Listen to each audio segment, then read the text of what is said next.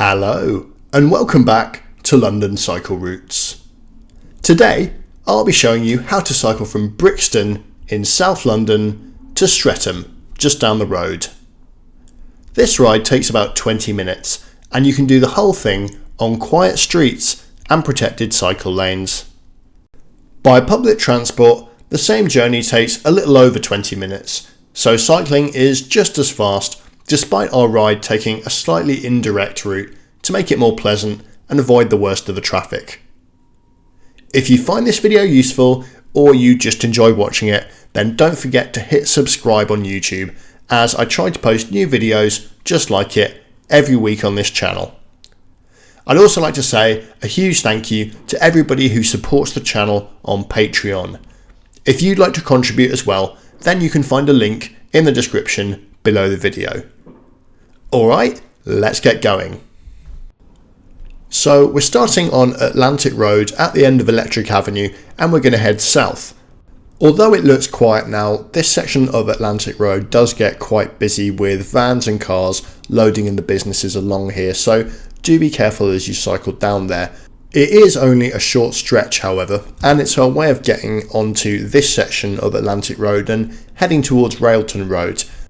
This section is always quiet, and that's because of this bus gate that we're just passing through here, which only lets the 322 bus pass down this street.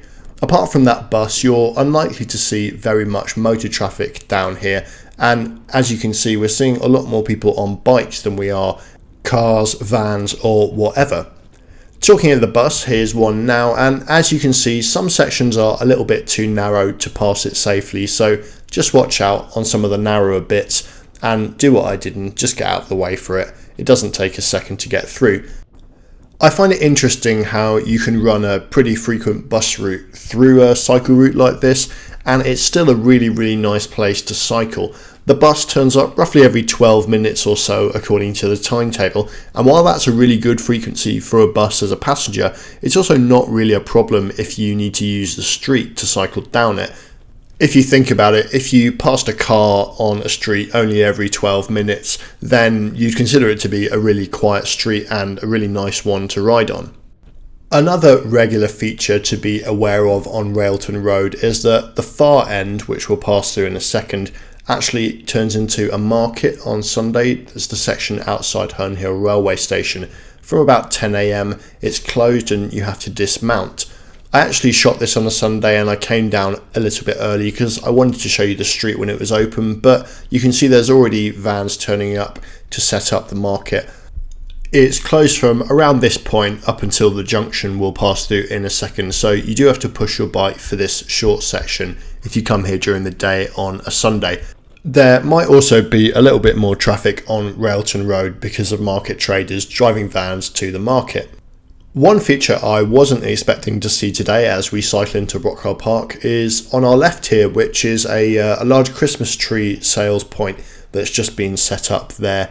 I think they seem to be selling from the beginning of November, which seems like quite an early point to get a Christmas tree, but I guess if you want to get one then, that's totally fine. One thing to note about Brockwell Park, well, there are a couple of things actually. The first thing is that the paths here are obviously shared with pedestrians, so just make sure that you ride courteously, don't go too quickly, and give everyone plenty of space. You don't want to upset anybody going down here, and it's a lovely park, so you may as well go through it and enjoy the view. There really is no rush. The second thing to say about the park is that it does close at night, and in the winter, which is when I'm shooting this, that means at sundown, which is pretty early at this time of year. If the park is closed, then you'll have to cycle on Norwood Road for this section and then rejoin our route when we exit the park onto Brockwell Park Gardens. There is a partial cycle lane on Norwood Road, but it's only in one direction, which is quite annoying.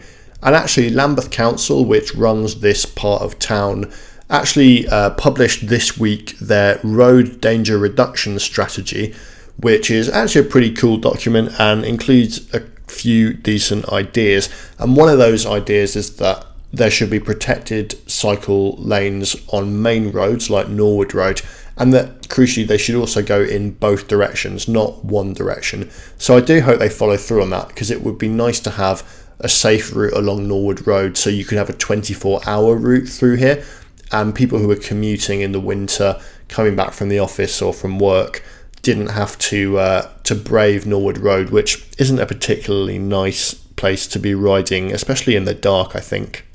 Trinity Rise here is a bit of a hill, and although it's not filtered and there is through traffic allowed on here, I do find that it tends to be pretty quiet, so it's not too much of a problem to go up the hill. You might run into one or two cars, however. I think one reason that it's quite quiet is that although the street itself isn't filtered, Upper Tulse Hill, which is the street dead ahead of us, is filtered, and there's no through traffic on this street here. So that reduces the usefulness of Trinity Rise as a through route and kind of reduces the number of vehicles on there. We have to turn left in a second and pass through an old road closure. This is great in that it keeps the traffic on the streets quiet, but it's not very well designed and it doesn't have any drop curbs, so you can't cycle through it. At the very least, that needs to be rebuilt just to stick some drop curbs in, but it would also be nice to turn it into a slightly nicer public space, I think, as it is in a quite densely populated part of town, which kind of lacks public space. Another thing that you could do to improve the streets around here would be to introduce a controlled parking zone, as there is so much parking on these roads here. It's really just a large car storage area, and taming these streets and maybe turning some of those parking spaces into planting or something like that would probably make the whole thing a lot nicer. There's also a drop curb needed there, by the way. Now, we're about to cross the South Circular Road, which is a busy road, and there's currently only an informal crossing here. However, I do know that in the next few months, Transport for London are going to be building a cycle zebra crossing over the road there. How do I know that? Well, I was cycling over there a couple of weeks ago and I ran into two guys holding a document. I couldn't work out what it was. It looked like maybe a traffic survey or some blueprints or something like that. So I asked them, and they said they worked for Transport for London and that they would basically scoping out the site to build a cycle zebra crossing over there. And it turned out they were actually holding the blueprints for it. Looked really good. So yeah, that's great, and I can't wait for that to happen. It will really improve the route through there. I actually did a bit of background research after that encounter, and it turned out that the crossing there had actually been consulted on ages ago, but it just hadn't been built yet, so they're finally getting around to doing it.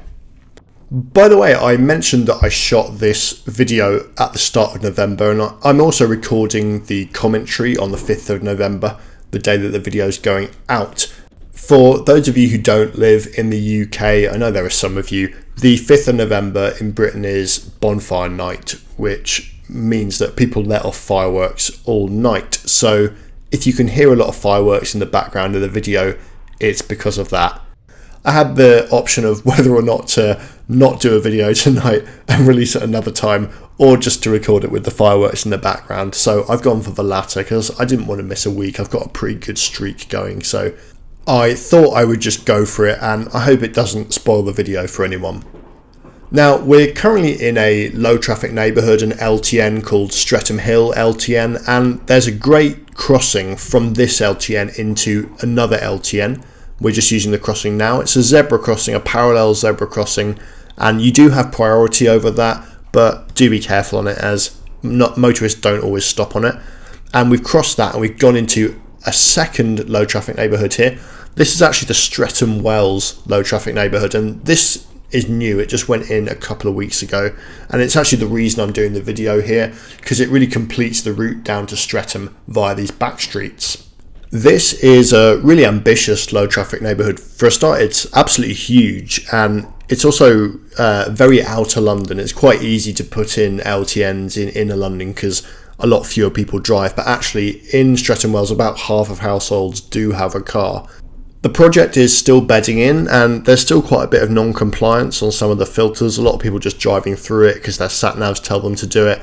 But as you can see, we haven't run into any cars, and we're not going to be running into any cars for the last bit of this journey. It really is very, very quiet at the moment, and that wasn't always the case. It is a Sunday morning, so obviously take it with a pinch of salt, but take my word for it, these streets were not always this quiet, and I think it's made a really positive impact to the cycling conditions around here. We're going to be ending the ride on Streatham High Road, which is right here at the end of Sunny Hill Road, and there's also an interesting sort of treat for us here. Such a car-based treat, weirdly. If you keep an eye out, you'll see a few vintage cars driving past us. Those are actually out for the Brighton Veteran Car Run, which is a drive down, I think, from London down to the south coast of all these old vintage cars.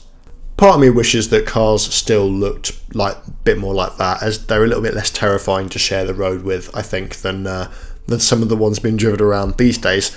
But yeah, kind of an interesting sight. Anyway, so we are here, and thanks so much for watching that, guys. Do let me know in the comments what you think of that. Make sure you hit the like button so other people can find the video, and hit subscribe if you haven't already and you enjoyed it. Thanks again to everyone on the Patreon. Really appreciate your support, and for those of you who want to join it, you can find a link in the description below the video as well.